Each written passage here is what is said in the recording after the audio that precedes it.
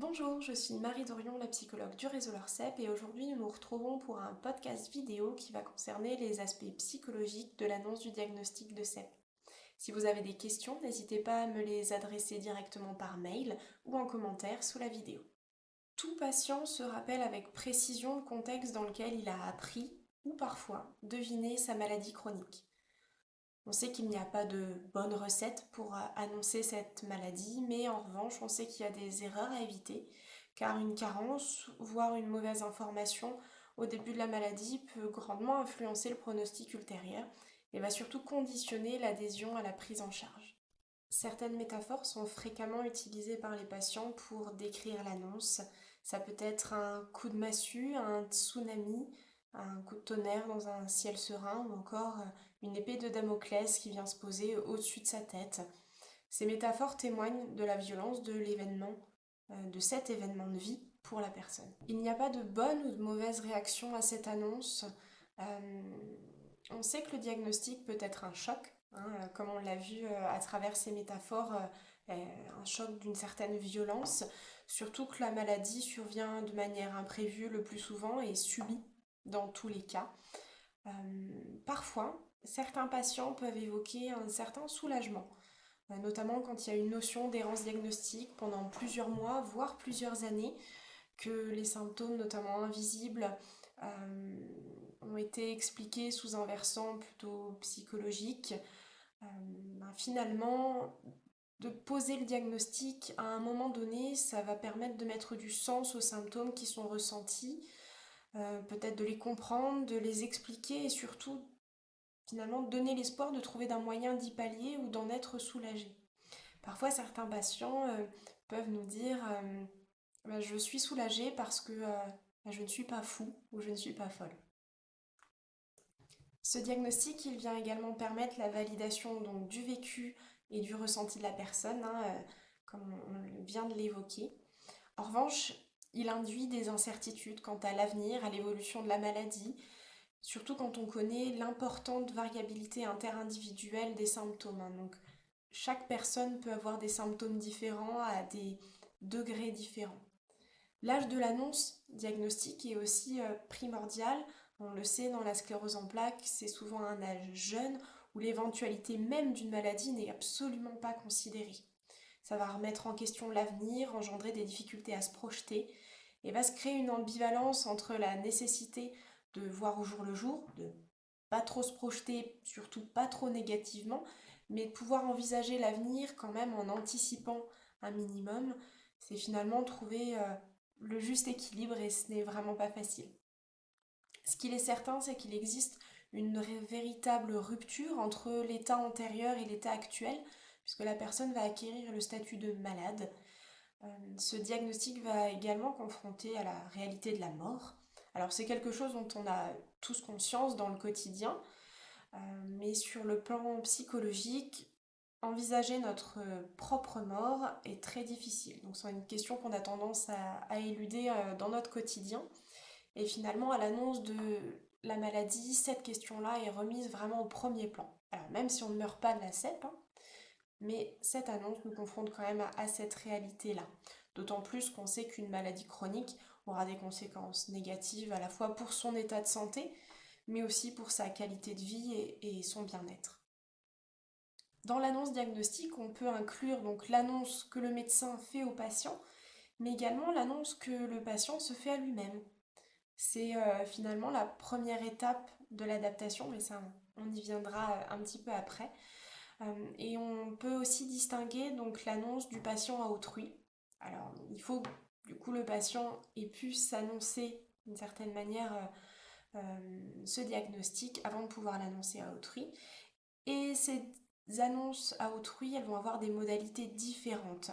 L'annonce à un enfant ne sera pas la même que l'annonce à son conjoint, à ses parents, à des amis très proches ou voire à des collègues de travail. L'annonce du diagnostic, elle induit forcément un processus d'adaptation à la maladie chronique qui va nécessiter plusieurs étapes. Donc ces différentes étapes, elles correspondent aux étapes du deuil. On distingue 6 grandes étapes. Euh, donc là, c'est présenté de manière assez simple, mais dans la réalité, c'est un petit peu plus compliqué et on y reviendra juste après. Donc la première étape, donc le choc, et j'y ai ajouté aussi le soulagement, comme on l'a vu juste avant. Euh, Ça peut correspondre au ressenti de certaines personnes. Donc pas de réaction normale ou anormale. Ça va être en fonction du parcours de la maladie, hein, donc s'il y a eu une errance diagnostique, comme on l'a dit juste avant. Et on retrouve souvent un processus de sidération.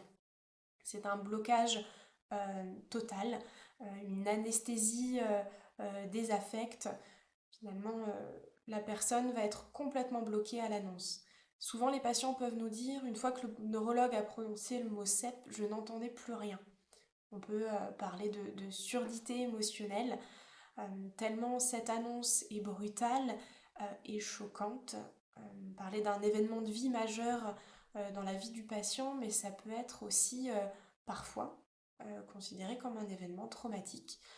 Donc ce processus de sidération, finalement, il est là pour contenir et se protéger face à cette annonce qui est très, voire trop difficile à entendre. La deuxième étape, c'est l'étape du déni, l'incrédulité. Donc elle exprime un refus de croire à cette réalité de la maladie. Alors c'est une phase qui est plus ou moins transitoire, hein. Parfois ça peut durer entre quelques jours, quelques semaines, voire même quelques années pour certains patients. C'est un mécanisme de défense psychologique, en partie inconscient, qui permet d'éviter l'effondrement face à cette menace, hein, qui est représentée par la maladie et tous les changements qu'elle entraîne, parce que cette maladie, elle se répercute sur l'ensemble des sphères de la vie de la personne, hein.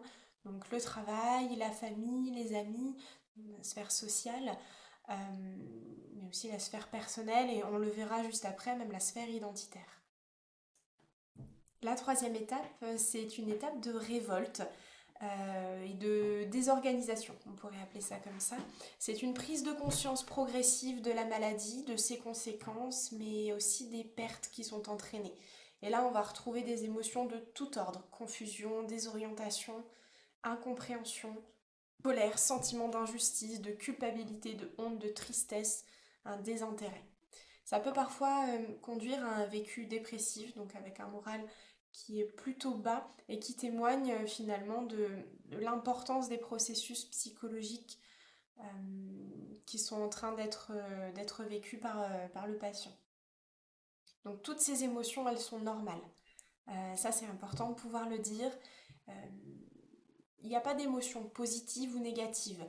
Elles sont agréables ou désagréables, mais elles ont toute une fonction adaptative. Euh, la tristesse, elle vient dire quelque chose. C'est un signal d'alarme. Pareil pour l'ensemble des émotions. La personne va passer plus ou moins vite de l'une à l'autre avec une intensité qui est variable. Et ces émotions, elles peuvent être exprimées ou non en fonction de la personne. Et le plus important dans cette phase, et dans toutes les autres également, c'est de pouvoir respecter le rythme de la personne. Parfois, on aimerait que ça aille plus vite, surtout quand on est un proche. Mais c'est vraiment à la personne de faire ce travail-là et personne ne pourra le faire à sa place. Vient ensuite une période de négociation. Donc là, on va tomber vraiment dans l'ambivalence, le oui mais.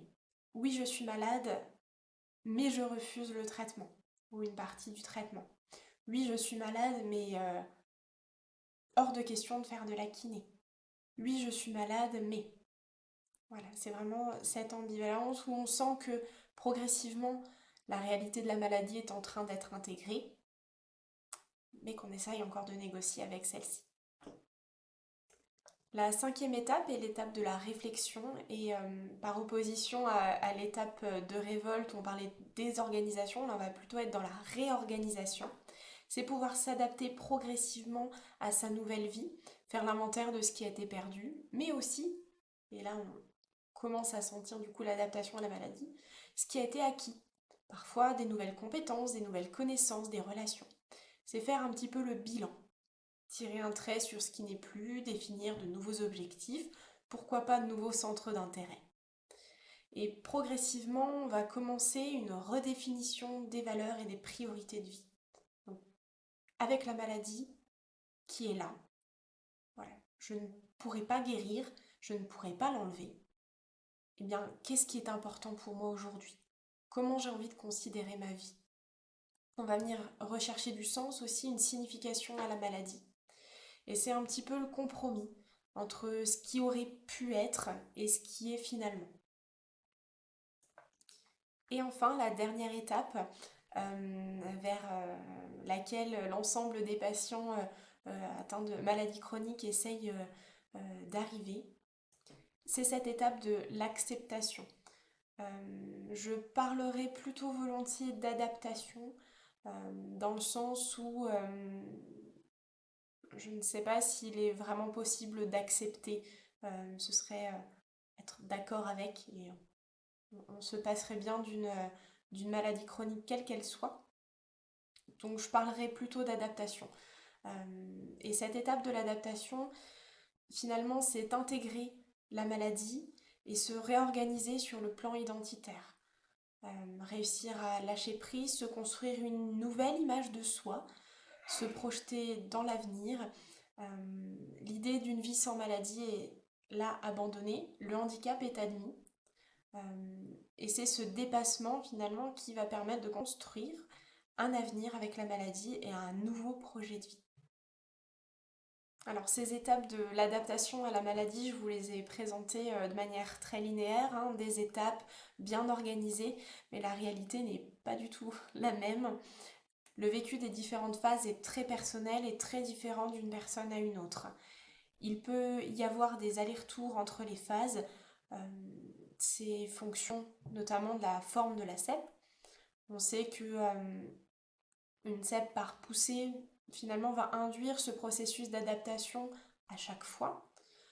Quand il y a des nouveaux symptômes qui apparaissent, une dégradation dans le cas d'une cèpe progressive, à nouveau, ce processus d'adaptation est répété.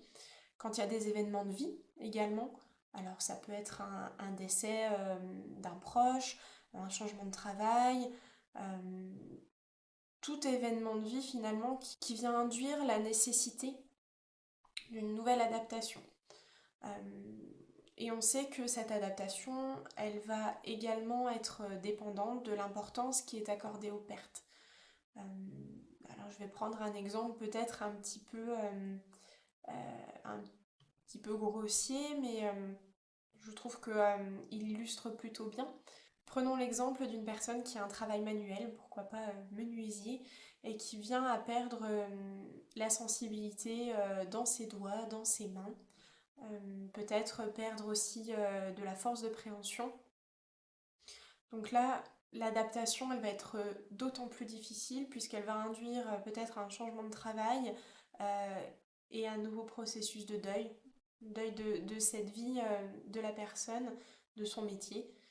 Donc ça va du coup venir compliquer l'adaptation à la maladie à ce moment-là. Alors quelles sont les conséquences psychiques pour le patient donc de l'adaptation à la maladie faisant suite à cette annonce diagnostique? Alors on l'a déjà un petit peu abordé hein, dans les différentes étapes de l'adaptation. Et ça va être principalement une redéfinition identitaire avec l'inclusion de la maladie. Là, il faut quand même être un petit peu vigilant à ce que finalement la maladie ne devienne pas l'identité de la personne. Parce que finalement, avant l'annonce, parce que finalement, la maladie, elle est peut-être à considérer comme quelque chose qui vient se greffer sur une identité déjà construite et qui vient peut-être la moduler, tirer les contours un petit peu de différentes manières. Mais en revanche, la maladie ne remplace pas la personne. Hein, la personne a toujours sa personnalité, ses envies, son histoire de vie aussi. Et ça, c'est très important de pouvoir le garder en tête. Cette adaptation et donc cette annonce diagnostique, elle va aussi induire une restructuration parfois du style de vie. Alors ça peut être donc des changements liés aux capacités, un changement de travail, un déménagement pour une maison peut-être plus adaptée s'il y a des troubles moteurs ou parfois en anticipation. Hein. Une amélioration peut-être de la qualité de vie par l'hygiène de vie, reprendre du sport, adopter une alimentation plus saine, arrêter de fumer. notamment quand on connaît l'impact du tabac sur la progression de la maladie. On va aussi adopter de nouvelles valeurs, hein, qu'est-ce qui est important pour moi? Donc, redéfinir ses priorités, remettre en perspective. Euh, Parfois, on rencontre souvent des patients donc, pour qui la valeur travail est très très importante. Je dirais qu'elle doit être à parfois 90-95% d'importance dans la vie de la personne. Et finalement, alors, à terme, en fonction du cheminement bien sûr et de l'adaptation à la maladie, euh, peut-être que la valeur familiale va prendre un petit peu plus d'importance. Donc la valeur travail va baisser un petit peu. Et ça, c'est vraiment propre à chacun.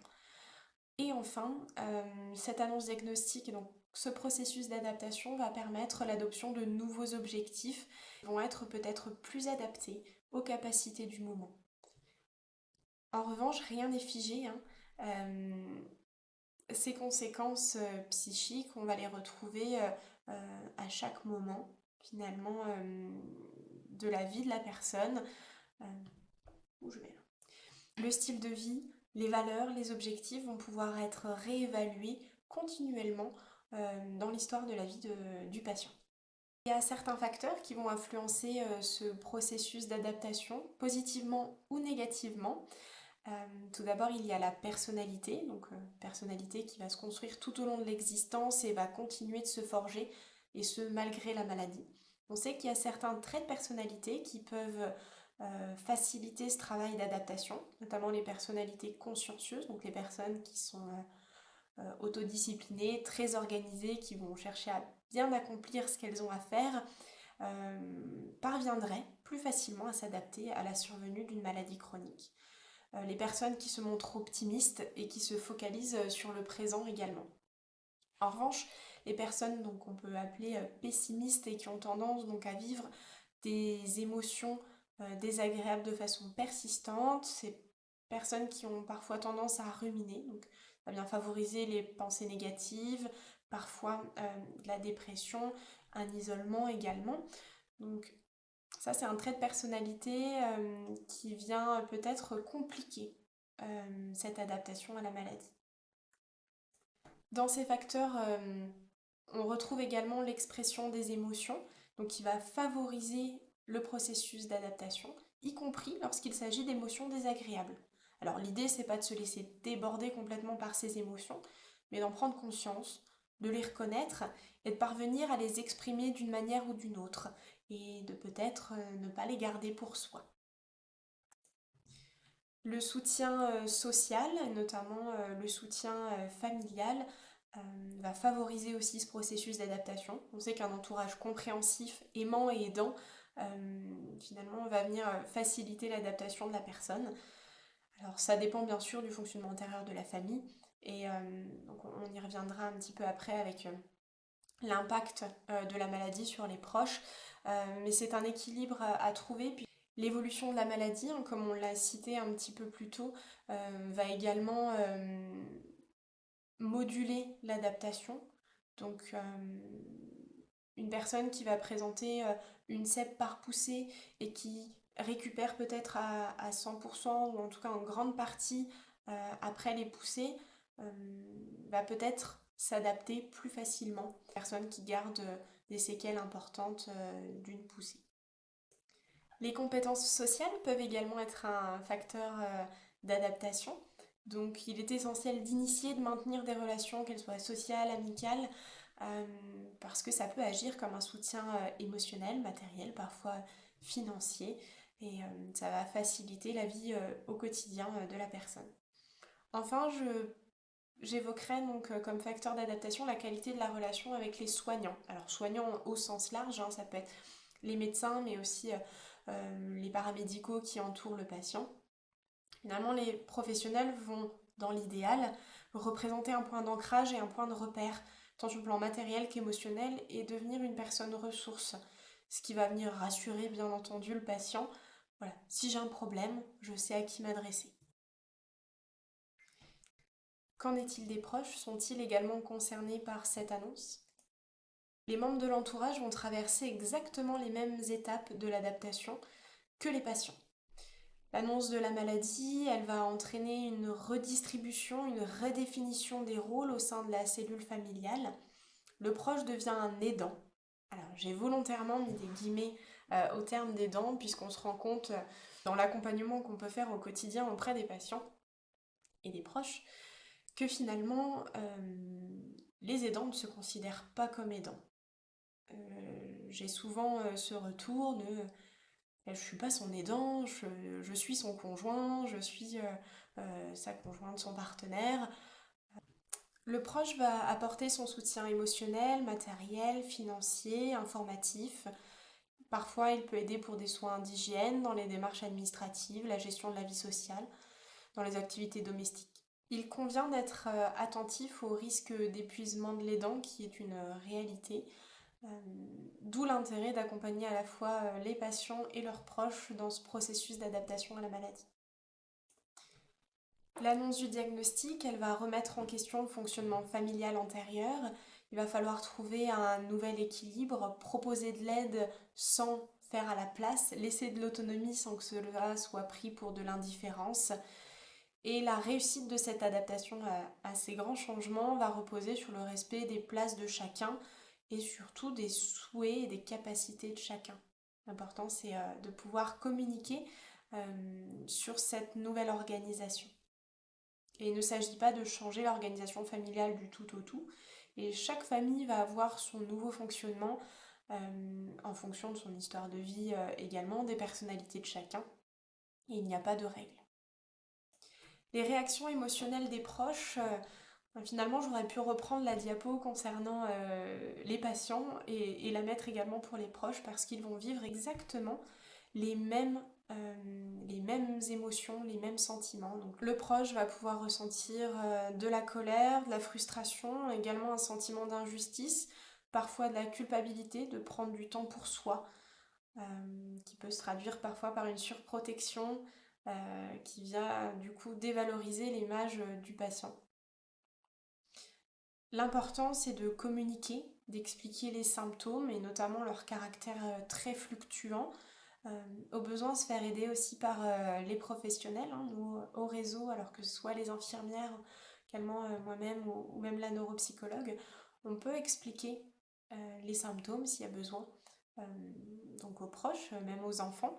Souvent d'ailleurs, l'ETP, donc l'éducation thérapeutique à la maladie, qui vient faire suite à l'annonce diagnostique, est réalisée en présence d'un proche si le patient le souhaite, et ça permet d'avoir le même niveau d'information et de pouvoir en échanger.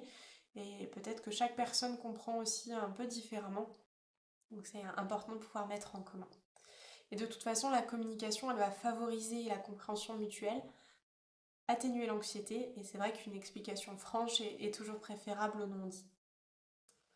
On parlait du risque d'épuisement de l'aidant, je mettrais aussi un petit panneau attention à la parentalisation des enfants. Donc hein, on le sait, les patients donc, à qui on annonce une CEP sont jeunes, ont parfois des enfants en bas âge ou en tout cas jeunes enfants, voire ados.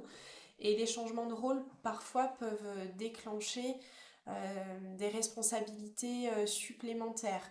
Euh, il peut donc y avoir parfois du ressentiment de la part des enfants face à ce travail, à ces nouvelles responsabilités qu'ils n'ont pas forcément envie d'assumer, ou parfois dans l'autre extrême de la fierté, le fait de se sentir responsable d'aider ses parents. Et l'essentiel est que les enfants n'assument pas seuls les rôles et les tâches d'adultes avant qu'ils n'y soient prêts.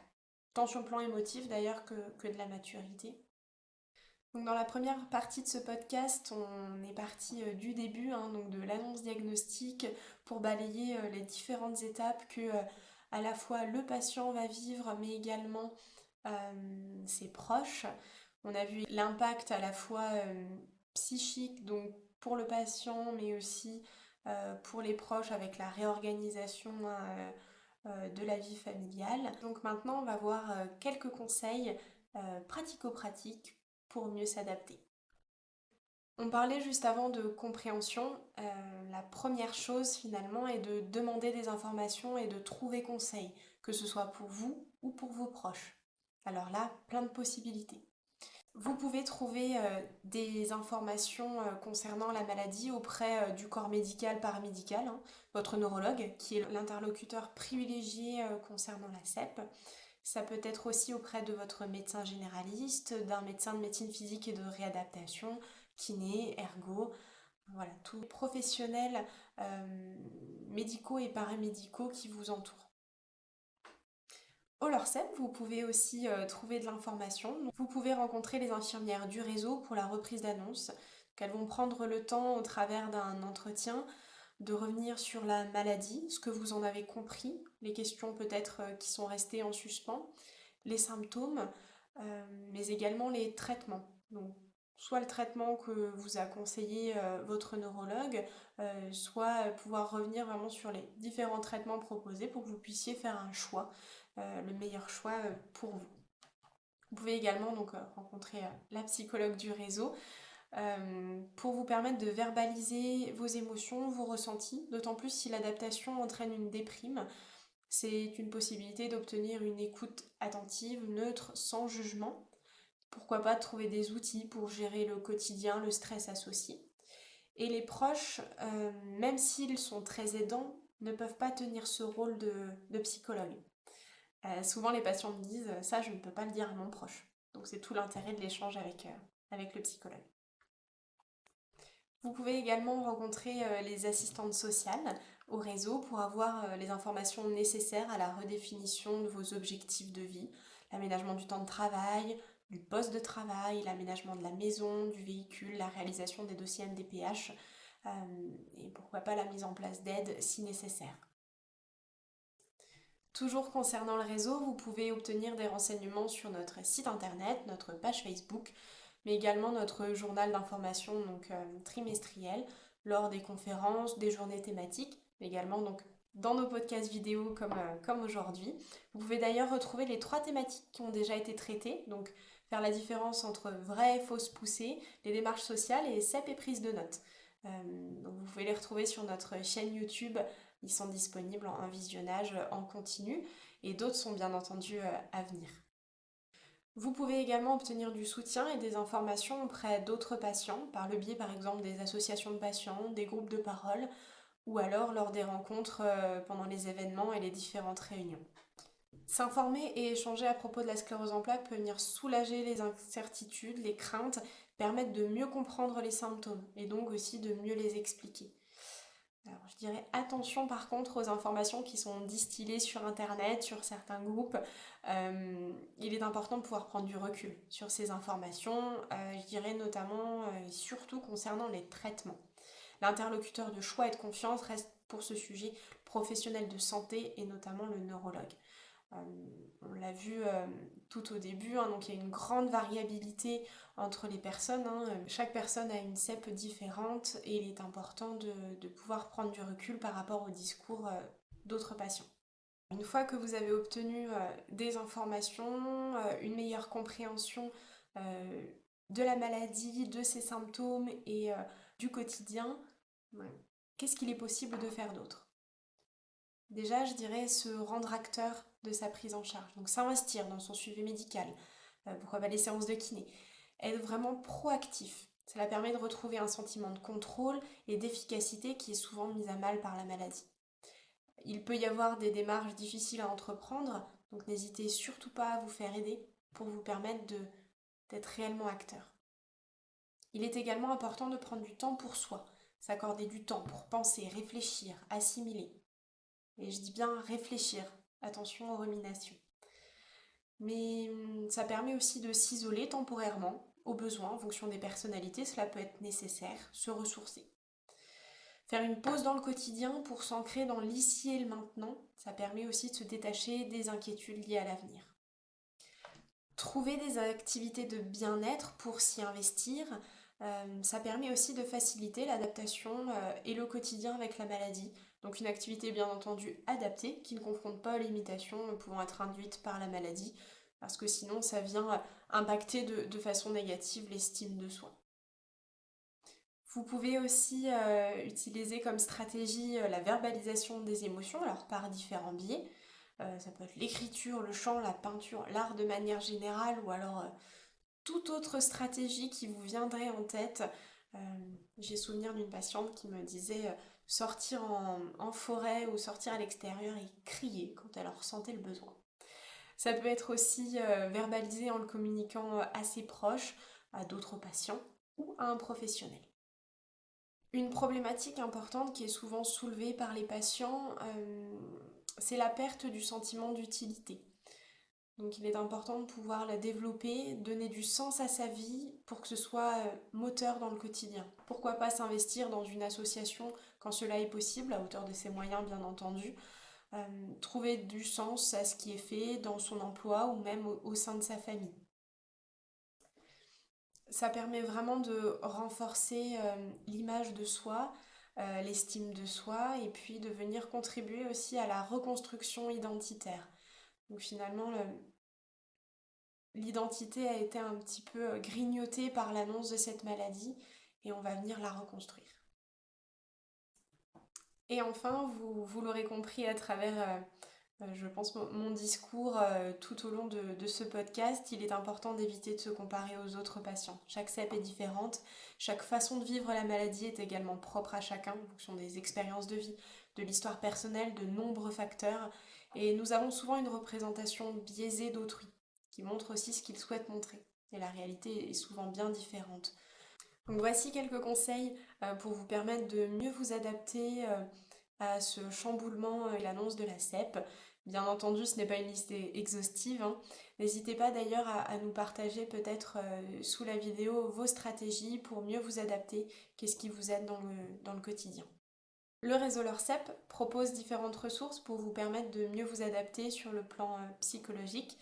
Donc il peut y avoir des entretiens individuels, entretiens psychologiques pour les patients ou leurs proches, donc qui sont ponctuels en fonction des besoins des patients. Ça peut être à toutes les étapes de la maladie, que ce soit à l'annonce diagnostique, quand il y a un changement de traitement, quand il y a des nouveaux symptômes, des événements de vie qui mettent à mal l'adaptation. Et en fonction de la problématique et bien sûr de vos besoins, il pourrait être envisagé une orientation vers un professionnel de votre secteur. Le LORCEP propose également des groupes de parole, donc un groupe de parole en présentiel qui a lieu les premiers mardis du mois, donc hors période estivale, juillet-août, de 14h à 16h, donc dans les locaux du LORCEP à Vendeuvre. Quelques places se sont libérées pour la rentrée prochaine, donc n'hésitez pas à nous contacter si vous souhaitez vous y inscrire. Le réseau LORCEP propose également des groupes de parole en visio. Là, le format est un petit peu différent, donc c'est un groupe de 10 personnes maximum qui va durer donc 2 heures. Et il y a 5 thématiques au choix. Donc fatigue, troubles de l'humeur, troubles cognitifs, troubles vésico-sphinctériens sexuels et enfin douleur. Vous pouvez vous inscrire à l'ensemble des thématiques ou alors à celles qui vous concernent et ou qui vous intéressent. Ces groupes sont en co-animation avec une patiente experte et cela permet qu'elle apporte son témoignage, mais également ses conseils à travers son histoire de vie avec la maladie. Les groupes en visio ont lieu à peu près une fois par mois ou toutes les 3 semaines, tout au long de l'année, donc n'hésitez pas à nous contacter si vous souhaitez vous inscrire ou si vous avez des questions. Donc comment contacter la psychologue? Alors, n'importe qui peut le faire, les patients eux-mêmes, les proches, les professionnels, des associations, des structures. Concernant les modalités d'entretien, je propose des entretiens par téléphone, en visio quand vous êtes équipé, au réseau LORCEP, mais ça peut également être fait dans certains cabinets de neurologues, dans certains hôpitaux ou encore directement à votre domicile. On peut se déplacer. Vous retrouvez mes coordonnées sur cette diapo, mais vous retrouvez également les coordonnées de l'ensemble de l'équipe sur notre site internet. N'hésitez pas à y faire un tour. Je vous remercie pour votre visionnage. J'espère avoir pu balayer de façon assez claire et concrète donc l'annonce diagnostique et ses conséquences. Si jamais vous avez des questions, n'hésitez surtout pas à nous les adresser par mail. Vous pouvez également me téléphoner ou alors en commentaire sous cette vidéo. J'essaierai d'y répondre au mieux. Donc merci pour votre visionnage et je vous dis à bientôt, peut-être dans nos événements, dans un prochain podcast vidéo. Au revoir.